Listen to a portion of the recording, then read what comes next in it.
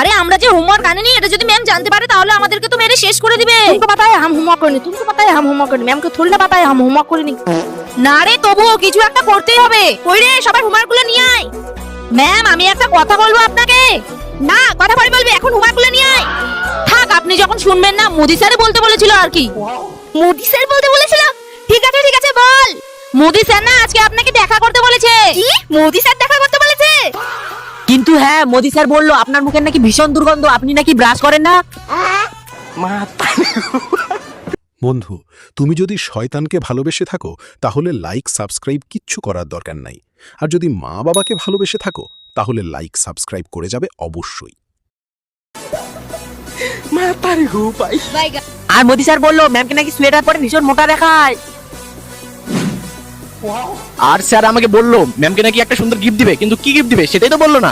আরে এমনি গিফট দিবে নাকি? ম্যাম যদি স্যারকে প্রপোজ করে তাহলে দিবে। কিন্তু বাচ্চারা যাওয়ার আগে এটা তো বলে যা যে স্যার আমাকে কোথায় দেখা করতে বলেছে। আরে ম্যাম স্যার শুধু ওটাই বলেনি।